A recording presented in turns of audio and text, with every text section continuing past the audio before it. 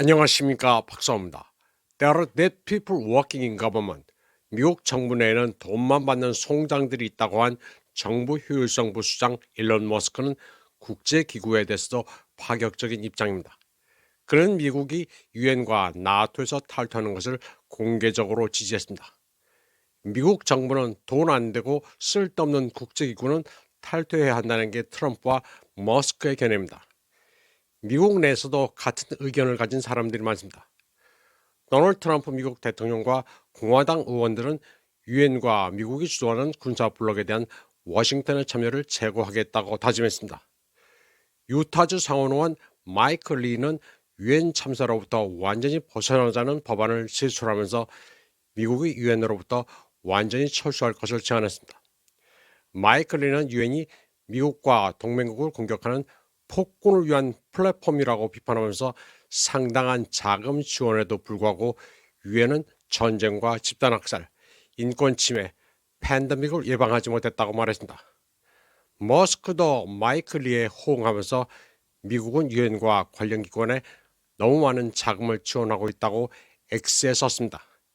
2016년 대선 캠페인 당시도 트럼프는 유엔을 약하고 무능하다고 묘사하며 민주주의와 자유의 친구가 아니라고 말한 바 있습니다.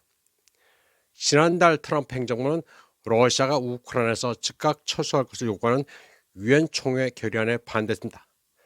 같은 달 트럼프의 유엔 주재 미국 대사 후보인 앨리스 스테파닉은 머스크의 도지 이니셔티브를 전 세계적으로 채택할 것을 촉구했습니다.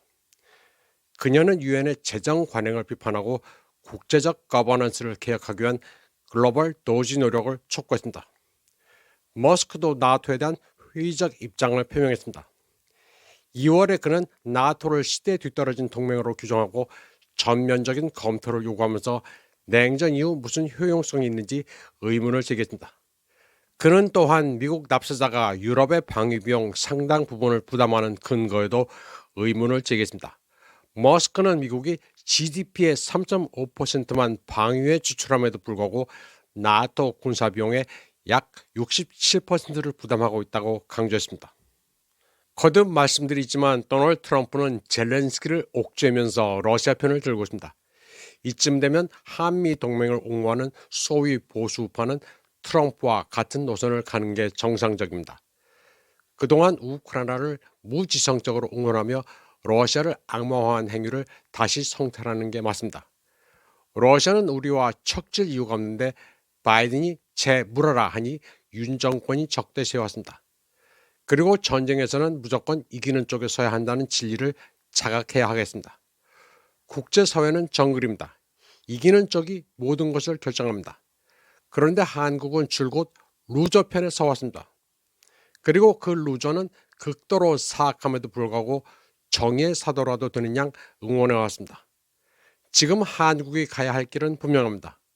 럼이 데탕트 무대에 올라타 러시아와도 화해하고 국익을 추구해야 합니다. 답이 뻔하게 나와 있는데도 이 나라 지도층과 많은 국민들은 이를 모릅니다. 젤렌스키가 백악관에서 쫓겨난 뒤 날아간 나토 유럽연합 정상회담은 루저들의 모임입니다. 나토와 유럽연합이 해체될 날도 머지않았습니다. 유럽 국가 가운데 프랑스만이 유일한 명목상 핵 보유국일 뿐 모두 고만고만한 난쟁이들입니다. 한국에서는 젤렌스키를 아직도 심정적으로 응원하면서 유럽연합과 나토가 뭐라도 되는 듯 착각하기도 하지만 별거 없습니다. 식민지도 잃고 로존으로 에너지도 단절돼 거짓골로 변하는 국가들의 모임입니다. 그런데 한국에서는 유럽에다가 무기를 팔면 대박이라고 바람 잡는 자들이 있습니다. 아직 정신을 못 차리고 반 트럼프, 반 러시아, 친 젤렌스키 노선을 걷자고 하는 미친 자들이 있습니다. 이 자들은 나라를 망하게 하는 종양이며 악성 세균입니다. 유럽의 모임에 캐나다가 낀 것도 주목할 만합니다. 캐나다는 서방 정보동맹인 파이브 아이즈 회원국입니다. 그런데 미국에서는 파이브 아이즈에서 캐나다를 빼버리자는 주장도 나오고 있습니다. 파이브 아이즈는 미국, 영국, 캐나다, 호주, 뉴질랜드가 회원국입니다. 캐나다를 제외하자는 주장은 트럼프 1기 행정부의 피터 나바로가 제기했습니다. 트럼프가 캐나다를 미국의 51번째 주로 간주하고 있는 데다 트루도가 트럼프의 반기를 들고 유럽에 붙었기 때문에 그런 주장이 나온 것입니다. 또 영국은 젤렌스키 우크라이나와 100년 동맹을 맺었다고 주장하기도 했습니다. 젤렌스키는 바이든뿐 아니라 영국에다가도 히토류 같은 자원을 주겠다고 여기저기 공수표를 날린 것 같습니다. 그래서 트럼프는 유럽을 괘씸하게 보고 있습니다. 트럼프는 얼마 전 영국의 키어 스타머와의 정상회담에서 어커스를 대놓고 무시하기도 했습니다. 한 호주 기자가 트럼프에게 어커스도 회담 추진하고 묻자 트럼프는 어커스 같은 건 난 모른다. 다음 질문 받겠다고 무시해버렸습니다. Five Eyes, 어커스를 깡그리 무시한다는 게 트럼프의 기조입니다. Five Eyes라는 정보동맹은 집단 방위 기구라기보다는 동맹국을 감청하는 기구입니다. 독일의 메르켈을 감청한 것도 Five Eyes의 공작인데 트럼프는 CIA와 USAID처럼 외국에 쓸데없는 짓을 하는 기구들의 기능과 자금을 축소한다는 기조입니다. 그런데 최근 Five Eyes, 어커스는 완전히 무력화됐습니다. 중국 해군의 12,000톤급의 055형 구축함 준위함과 054급 호위함 헝양함, 보급함 웨이산 후함 등 세 척이 호주 근처 공해를 휘저었습니다. 이 세 척의 군함은 각자 필리핀 해를 지나 호주 북부 근해에서 만난 뒤 2월 21일부터 이틀간 시드니 근처에서 실전 사격 훈련을 실시했습니다. 그런데 충격적인 것은 중국 해군이 실전 훈련을 한 지 40분이 지나서야 호주가 중국 해군의 출몰을 인지했다는 점입니다. 그래서 파이브 아이즈도 무력화됐다고 중국은 조롱하고 있습니다. 파이브 아이즈를 중국어로는 우엔 联盟이라고 하는데 다섯 우 대신 가리다라는 의미의 우를 써서 눈이 가려 안 보이는 연맹 우엔 联盟이라고 조롱하고 있습니다. 파이브 아이즈는 남의 나라 감청이나 할 줄 알지 12,000톤급의 거함이 오는 것도 몰랐습니다. 055급은 완돈 따취, 만톤급 대형 구축함이라고 불리는데 그 위용이 가히 압도적입니다. 크기와 성능에서 미 해군의 이지스함을 능가합니다. 도널드 트럼프 대통령은 미국이 블라디미르 푸틴 러시아 대통령에 초점을 맞추기보다는 이민 범죄와 같은 국내 문제를 우선시해야 한다고 말했습니다. 그는 일요일 자신의 트루소셜 플랫폼에서 미국은 푸틴에 대해 걱정하는 시간을 줄이고 이민자, 마약상, 살인범, 정신병원에서 온 사람들이 미국에 들어오는 것에 대해 걱정하는 시간을 늘려야 한다. 그래야 미국이 유럽처럼 되지 않을 거라고 말했습니다. 트럼프가 말한 것처럼 유럽연합 국가들은 이주와 관련된 안보 위기에 직면해 있습니다. 프랑스는 급진화된 망명 신청자와 관련된 극단주의 공격이 증가하는 반면 독일은 이주와 관련된 폭력 범죄에 시달리고 있습니다. 이태리는 지중해를 통한 대량 난민 유입으로 어려움을 겪고 있어 국경 통제가 더욱 엄격해지고 있습니다. 스웨덴에서는 연구에 따르면 외국에서 태어난 개인이 저지른 성범죄 비율이 높으며 이로 인해 이민 정책에 대한 논쟁이 불붙고 있습니다. 헝가리의 빅토르 오르반 총리는 이러한 우려를 강조하며 테러 행위와 이주 사이에는 매우 명확한 연관성이 있다고 밝히고 있습니다. 미국은 불법 국경 횡단의 급증, 카르텔과 연계된 마약 밀매 증가, 이주민이 많은 지역의 범죄에 직면했습니다. 이에 트럼프는 멕시코가 더 강력한 조치를 취하지 않으면 관세를 부과하겠다고 위협했습니다. 트럼프는 2025년 1월 취임 이후 이민 정책을 강화하는 행정명령에 서명했습니다. 트럼프는 불법 이민자의 긴급하고 신속한 추방을 위해 1798년에 Alien Enemies Law를 도입하기로 했습니다. 추방 조치를 간소화해 빠르게 내쫓기 위한 법입니다. 워싱턴 포스트에 따르면 트럼프가 추방할 외국인은 대략 800만 명 선으로 이는 포르투갈, 체크 공화국 인구와 같은 규모입니다.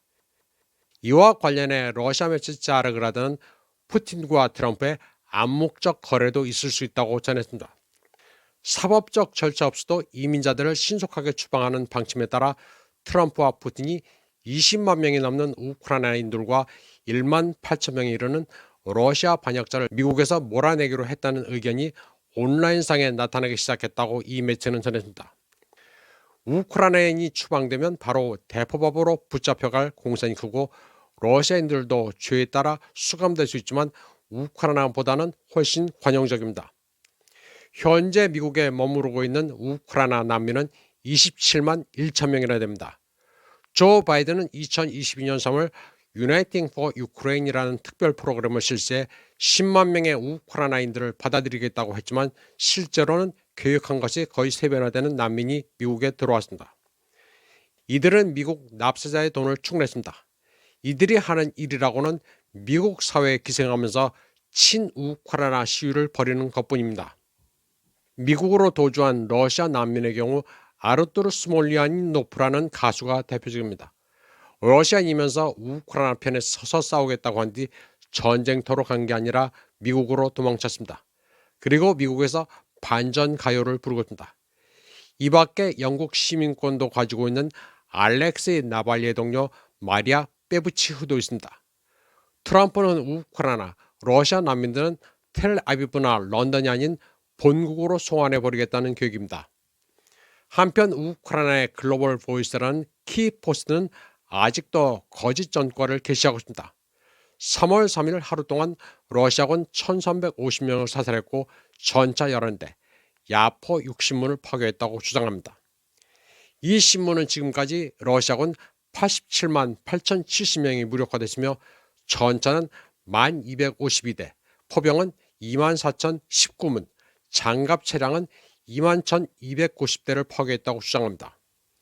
한국에서는 러시아군이 기갑부대를 거의 갈아 넣었다면서 키예프 정권을 조금만 더 지원해주면 러시아가 패전한다고 믿는 아메바 지능을 가진 사람들이 여전히 많습니다. 키포스트의 이런 황당한 전과를 3년 가까이 전달해온 어느 유튜버는 키포스트 선전을 그만뒀습니다. 그리고는 트럼프가 윤석열을 구명해 줄 것이라는 희망 고문 장사를 하고 있습니다. 이번 방송은 여기까지 하겠습니다. 시청해주신 여러분 감사합니다.